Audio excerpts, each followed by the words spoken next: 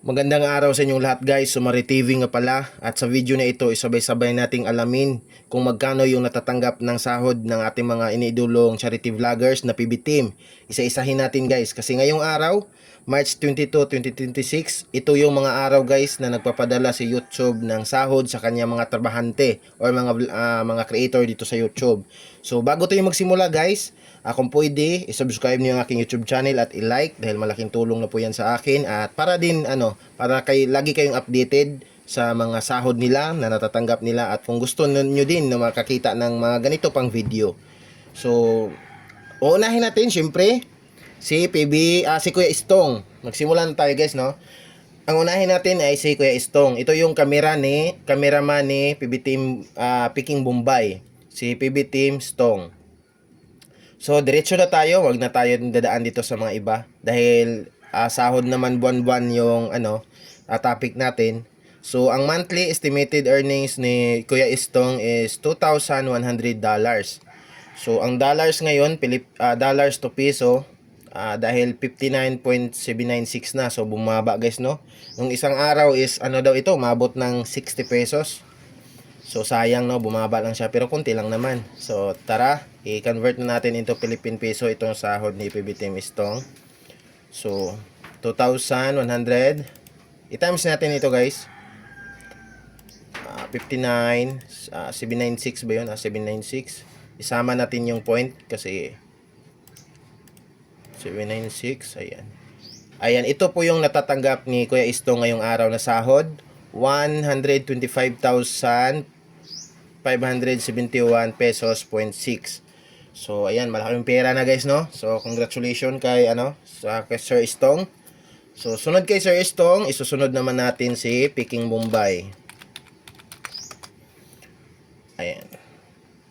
Si Sir Edito. Ito yung YouTube channel ni Sir Edito, meron siyang ang monthly estimated earnings niya is $3,000. So maliit lang yung pagitan nila ni konti lang yung pagitan nila Sir Istong. 3,000 times 59.796. Ayan. So ito yung kang Sir Peking Bombay, 179,388 pesos. Malaking pera na din, no? Isipin nyo, yun yung buwan-buwan yung sahod. So congratulations kay Peking Bombay, kay Sir Edito, congratulations sir, deserve mo yan. At ang isusunod natin kay Peking Bombay. So syempre, hindi tayo didiretso doon sa may malalaking subscriber. So hindi natin dapat kalimutan itong isang din, PB Team Panday. Ito yung mga hindi ko makita yung YouTube channel ni PB Team Panday. PB Team Panday. Ayan.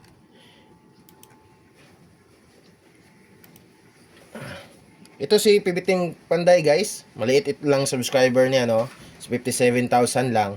Kasi ang trabaho kasi dito ni PB Team Panday is siya yung nagtatrabaho kapag may pinapagawa si Sir Paul na bahay. Halimbawa, may tinutulungan si Sir Paul, pinapagawa ng bahay.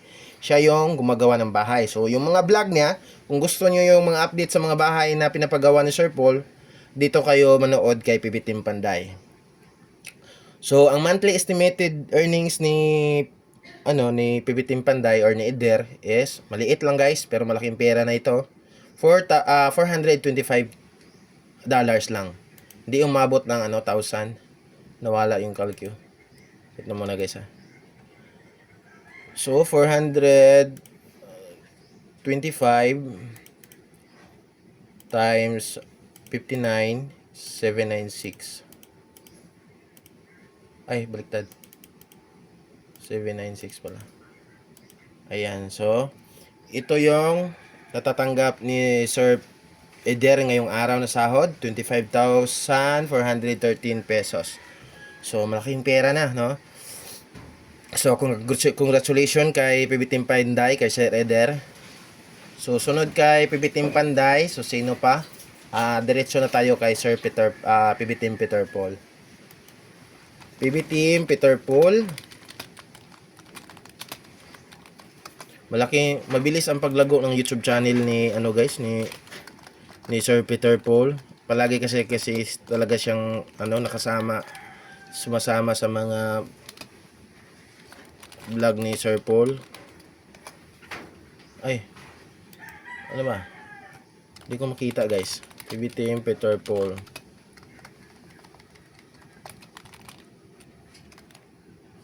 PB Team Peter Paul.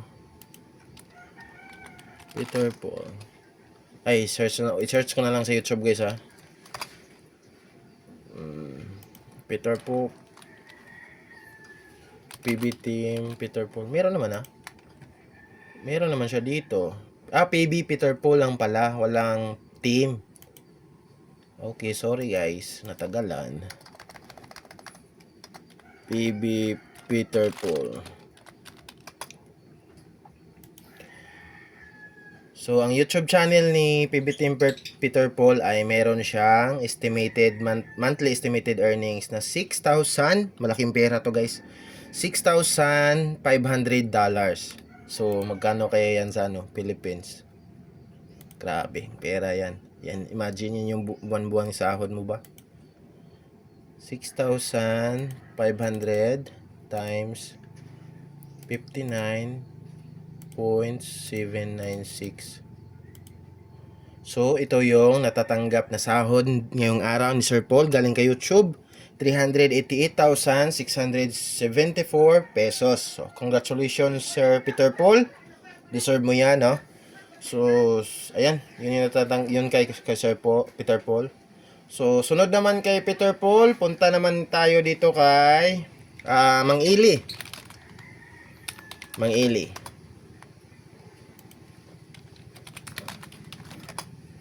Punta dito kay Mang Ili. So, ito kay Mang Ili. Ang estimated na sahod ngayon ni Mang Ili is $5,100. So, mas malaki pa kay mas malaki pa yung kay Peter Paul, no? So, i-convert natin yan. 5,100 times 59,796. So, ayan. Ito yung 304,959 pesos 0.6. So, congratulations, Mang Ili. Congratulations. Deserve mo yan, sir. Napakalaking pera, guys. So, katapos kay Mang Ili, syempre, punta tayo dito kay Madam Yola. Kay Madam Yola naman, ang estimated na sahod ngayong araw ni Madam Yola is 6,900. Ayan. Parang maliit lang yung, kunti lang yung pagitan nila Sir Peter Paul. 6,900 times 59.769. Ayan, ito po yung kang Madam Yola. 412,406 pesos 0.1. Ayan, congratulations Madam Yola. You deserve it. Napakalaking pera guys, no? Imagine, yun yung buwan-buwan nakita mo. Makakapundar ka talaga. So, congratulations ulit Madam Yola. So, last but not the least, kay Sir Paul. So, alam ko marami pa akong nakalimutan guys. So, comment nyo lang dahil gagawa natin ng part 2 kung gusto nyong malaman. So, punta na tayo dito kay Sir Peter Paul, Pugong Biyahero.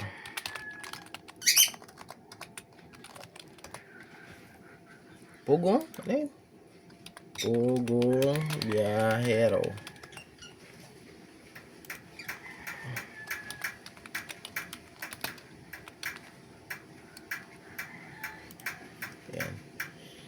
Yan, napakalaking YouTube channel ni Sir Paul guys. 411 million na yung subscribers.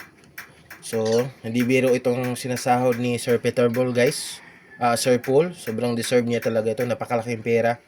Ayan, ito yung estimated na sahod ngayong araw ni Sir Paul na natatanggap galing kay YouTube. $84,000. So, grabe ba? 84,000. Tingnan natin guys ha. 84,000. Magkano kaya to sa Philippine Peso ba? Times 59.769. 1, 2, 3. Go. Ay, umabot ng 5 million guys. 5 million yung natatanggap ngayon ni Sir Paul na sahod galing kay YouTube or pumapasok sa kanyang bank account or ATM, 5,20,596 pesos. So, congratulations Sir Paul, napakalaking pera po niya, no? So, deserve mo yan dahil hindi naman talaga biro yung pag-akyat-akyat mo sa mga katutubo talaga para maghatid ng tulong. Napakadelikadong gawain yan dahil hindi naman natin alam sa mga daan, merong mga hindi natin kontrolado yung pag-iisip ng mga tao. Talagang nagsakripisyo ka talaga. So deserve mo yan. So congratulations Sir Paul. So disclaimer lang guys ha, yung mga sahod na yan is monthly estimated lang po yan. Pero galing kay Social Blade. So pero hindi po malayo dyan yung natatanggap nila. Kumbaga, ganyan lang din kalaki pero may diferensya lang ba. So, disclaimer lang guys. So, kung ano man yung totoong sahod nila, kung magkano yung natatanggap nila, sila yung nakakaalam. Pero yung mga survey dito sa Social Blade is malapit dito yung natatanggap nila na sahod. So, again guys, maraming salamat sa panonood at i-comment nyo lang kung sino yung mga nakalimutan ko para gagawa natin yung part, no. So God bless sa inyong lahat guys at maraming salamat. Bye bye.